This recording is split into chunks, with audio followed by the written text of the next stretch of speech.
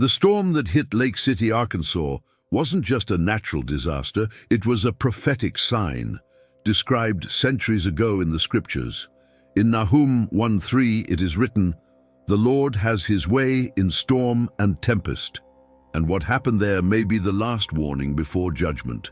In this video, you will understand why this event could mark the beginning of a global revelation and how it connects to ancient prophecies ignored for generations. But the question that really matters is, will you continue living as if nothing is happening, or will you see what the world is trying to hide? Stay until the end. The alert was given. No one imagined that this peaceful night in Laketown, Arkansas, would be the last moment of peace before chaos. The sky was clear, serene, and the air carried a strange lightness. The city lights reflected calmly on the still waters, and the routine seemed unshakable. Families ate dinner in silence, children slept safely, and the clocks ticked yet another. Ordinary night, or so they thought. But as the world slept, something moved above the clouds, something old, something forgotten, something that could no longer be ignored. The wind, gentle and constant, suddenly ceased. The crickets stopped. Not even the dogs barked. A profound silence took over the city, as if creation itself was holding its breath. It is in these moments of apparent tranquility that the most profound signals are sent. Only those who pay attention notice. Only those who can still feel, understand, because the approaching storm wasn't just climate-related, it was spiritual. It was a cry from the invisible, breaking the natural, and for those who have eyes to see, the warning was already being given. There was something in the air, a subtle weight, a presence that could not be named but also could not be denied.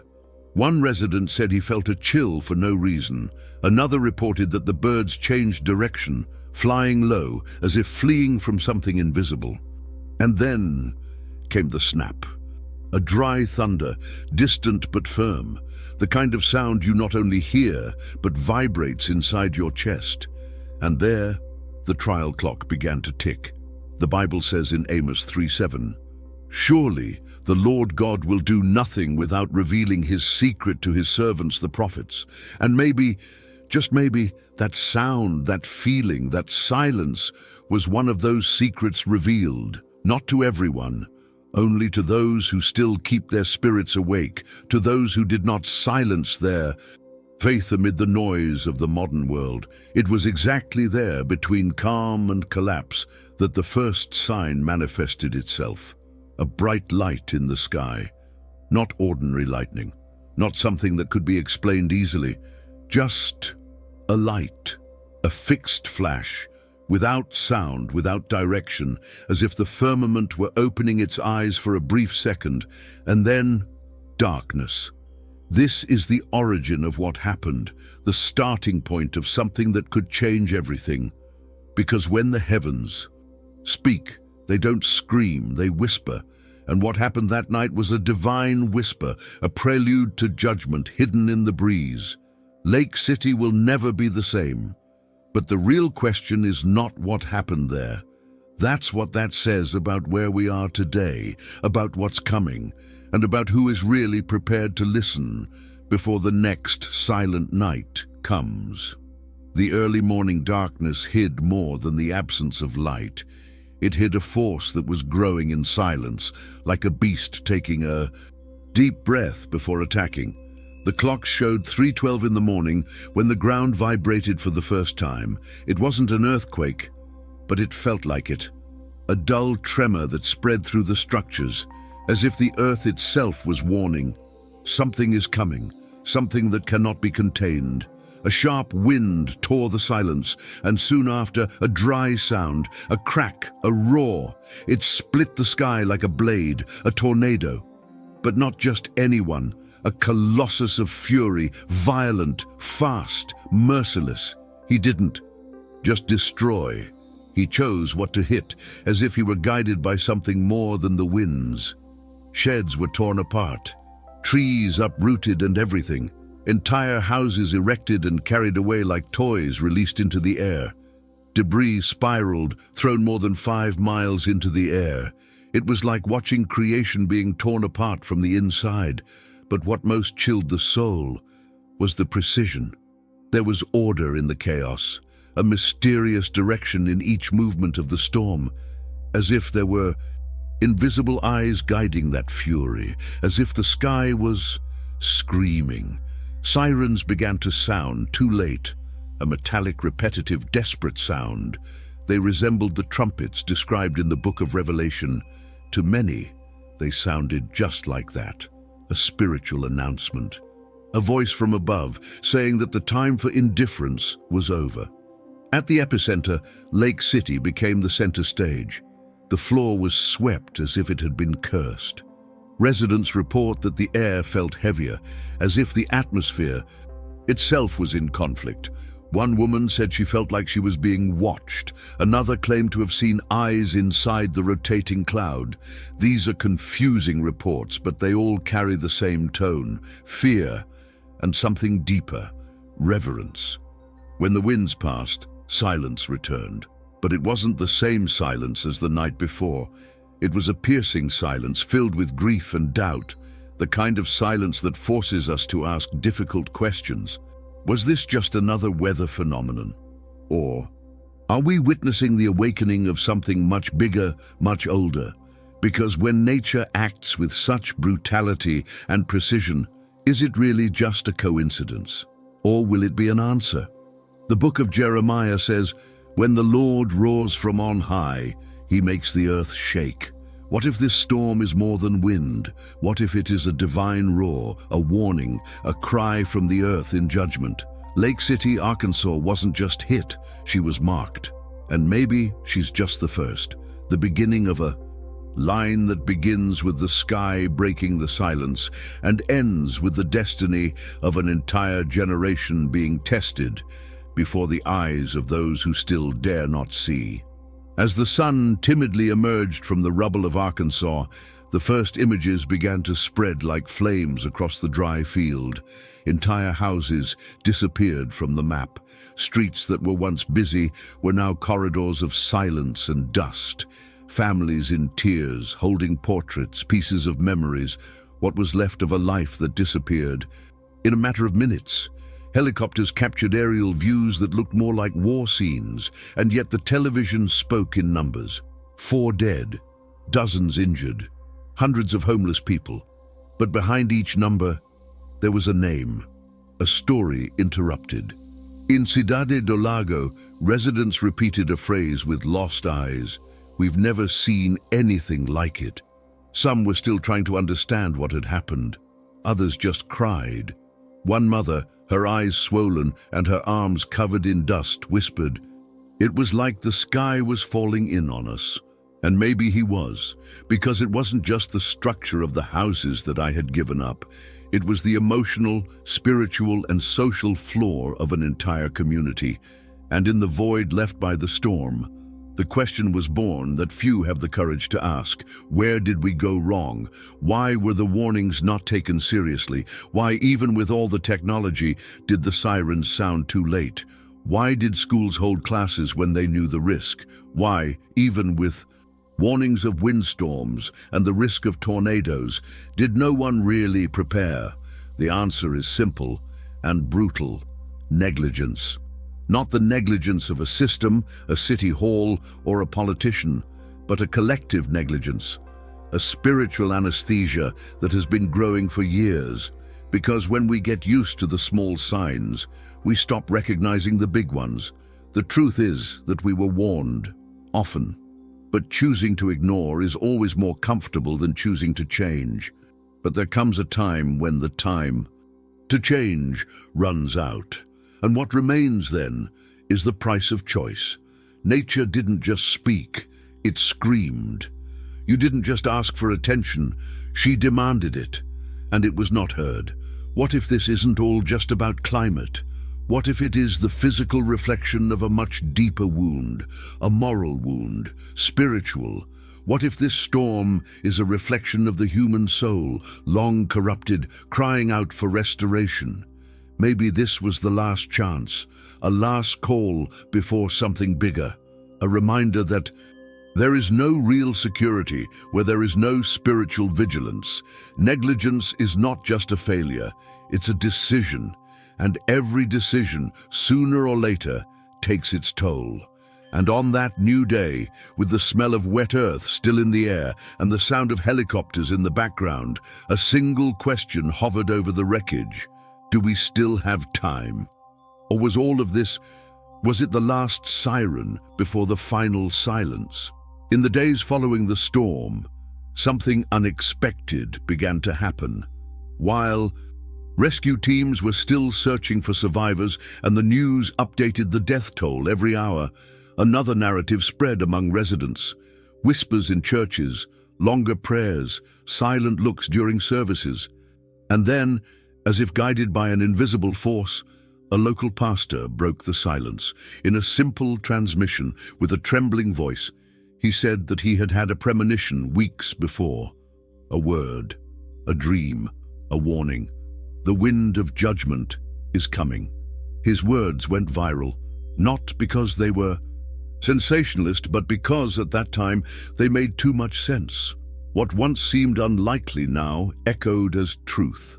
Religious leaders from different places began to revisit ancient texts, forgotten prophecies, and they all pointed to the same pattern.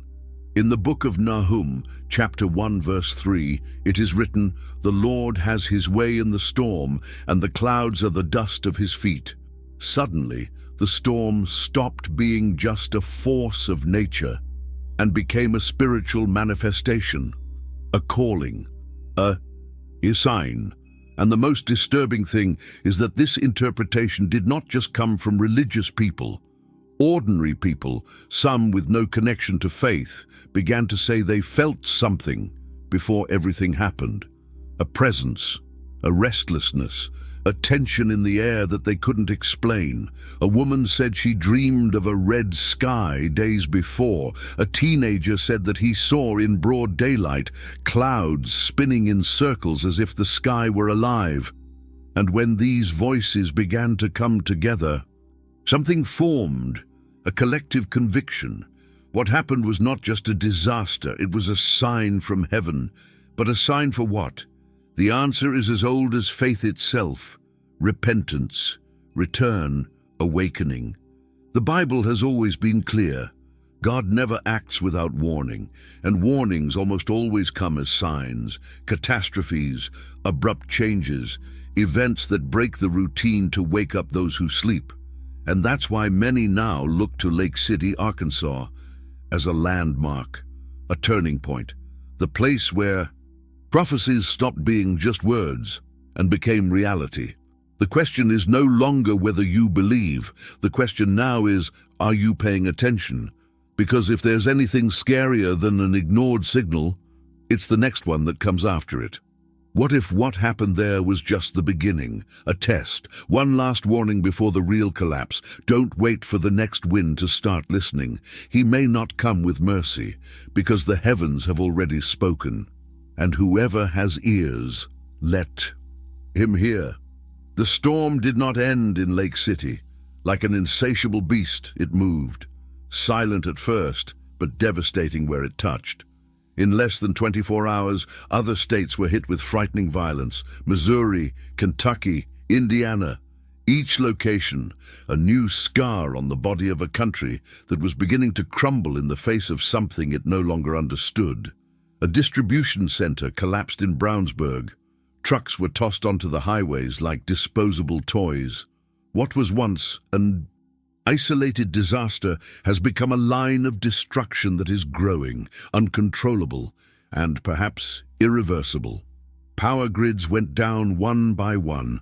More than 500,000 people were left without electricity, no communication, not knowing what would come next. For many, the following night was even darker, not just because of the absence of electricity, but because of the absence of answers. The population was beginning to realize that there was no emergency plan capable of containing what was unfolding. Chaos did not respect borders or systems. It just spread. Hope disappeared quickly. Supply interrupted, roads blocked, hospitals collapsing. The shelters couldn't handle it. Entire families searched for missing relatives. Children slept in cars. Elderly people were cold in makeshift gyms. And on everyone's face the same question: what is happening to the world? A question that no longer had an answer in the hands of reporters, nor in the statistics of experts. Fear took another form. It was no longer just fear of the next storm, but fear of what it represented, because there was something in the air, something invisible but palpable, a strange sensation, as if the collapse was not just physical, but spiritual, as if something bigger was revealing itself behind the destruction. And the more human structures fell, the more evident it became. What was in ruins wasn't just concrete, it was pride. What if this is all just the beginning? What if these catastrophes are the prelude to a new era, not a climatic one, but a moral one? The book of Isaiah says, "The earth will stagger like a drunkard, it will stagger like a tent in the wind, the guilt of its transgression will be heavy upon it." What we are experiencing could be exactly that. The world reeling under the weight of its own arrogance. Something was broken, and there is no going back. The line between predictable and unexpected has been crossed. The darkness isn't just outside our windows, it's already starting to invade our hearts. And when the light goes out completely, what is left to guide the steps? The answer to that may be in the next wind or the next choice. This wasn't just a storm. It was an era divider, a silent yet deafening breaking point, an instant when the world seemed to stop and for a brief second stare at its own reflection. What we saw wasn't just destruction, it was the mirror of an entire generation being held before its eyes, a generation that chose to ignore the signs, scoff at the warnings, and turn away from the truth. But every neglect, sooner or later, finds its day, and maybe that day will start it there, in Cidade do Lago. What previously seemed like just an isolated phenomenon now revealed a pattern, a cycle that repeated itself with increasing intensity. Extreme events, successive catastrophes, increasingly unpredictable disasters. Nature is reacting. But against what? Against physical imbalance? Or against moral decay? Because no matter how much we have access to technology, forecasts, alerts, satellites, we lack something essential: humility. Humility to admit that we are no longer in control. Humility to recognize that creation is crying out for justice. In ancient times, cities were wiped off the map for ignoring signs. Sodom, Nineveh, Babylon, big cities, strong, full of human wisdom, but spiritually blind. And when the cry from the heavens came, it was too late. How many times will the story need to be repeated before someone decides to listen? The most disturbing thing is that today we have more knowledge than ever before. We can predict hurricanes, study seismic patterns, anticipate pandemics. But even with all this, we are spiritually deaf, because it's not just about predicting, it's about discerning. Understand that not every collapse comes by chance, and some of them come in response. Will Lake City be remembered as just another town devastated by a tornado? Or will it be recognized as the point where truth finally broke through the concrete of collective denial? Because something has changed since then. The air, the look of people, the questions are no longer, when will the light come back? But what if this is just the beginning? We are experiencing the rare encounter between faith and science, and perhaps, for the first time, they are both pointing in the same direction. Something is coming, and it comes quickly. Science calls it climate breakdown, faith of prophetic fulfillment. But the name doesn't matter, the impact matters, and he has already started. If this is the judgment of the generations, then it is now that it is decided who will awaken and who will remain asleep until the last thunder. Because there is no going back to normal when normal was precisely what kept us away from the truth. and the time for pretending we don't see is over. The question now is not whether you believe. The question is, are you ready? Because heaven has already spoken. And the next answer won't come with wind, it will come with decision. The storm has passed, but the silence that remains in the air is not the same as before. It weighs, it observes, it waits. Because when the destruction stops, what remains is not just ruins, it is consciousness. The realization that everything has changed, that now there is a before and after. And that invisible line that separates the two moments is not in the winds or in the debris. It is in the decision that each one needs to make from now on. Lake City, Arkansas was not chosen by chance. It was the starting point of something bigger, a live alert, an urgent call. Not just for one region, but for the world, for me, for you. For all those who still insist on believing that they are in control, that tomorrow will be the same as yesterday, that warnings are not for them. But now, the masks have fallen, the signals were given, and time is running out. Prophecies were never written to cause fear. They were written to prepare those who are attentive, to awaken those who can still hear. They do not exist to create panic, but to shine lights in the midst of darkness. And now, more than ever, those lights are blinking brightly. Matthew 24 warned us about this. You will hear of wars, rumors of wars, famines, pestilences, and earthquakes in various places, but it is not the end yet. It is only the beginning of sorrows. So if all this we're seeing is just the beginning, what's next? Maybe there's still time. Time to wake up, to get back to the essentials, to abandon what is rotten inside. Perhaps it is still possible to close your eyes tonight and choose to start over at dawn. But this maybe won't last long, because the prophetic clock is no longer counting down. It has already started to ring. What was a distant shadow now knocks on the door of every home, every conscience. And this is the truth that no one wants to face. You need to choose. Ignoring is, in itself, a choice. Remaining inert is, in itself, a positioning. And when the next trumpet sounds, because it will sound, you will either be standing or you will be blown away by the wind. There will be no neutrality. There never was. The next city could be yours. The next name in the headlines, your family's. The next scream from the sky. Perhaps it will be for you. And when that moment comes, the only thing that will matter will not be what you saw, but what you did with what you saw. This is the last chance, perhaps the last opportunity to choose the light before the darkness is complete. The last opportunity to look up to the sky and say, I heard, I understood, and I won't ignore it anymore. Share this message. Spread this alert. Be part of the small group that decided not to close their eyes, because now the choice is yours. Don't let this message die here.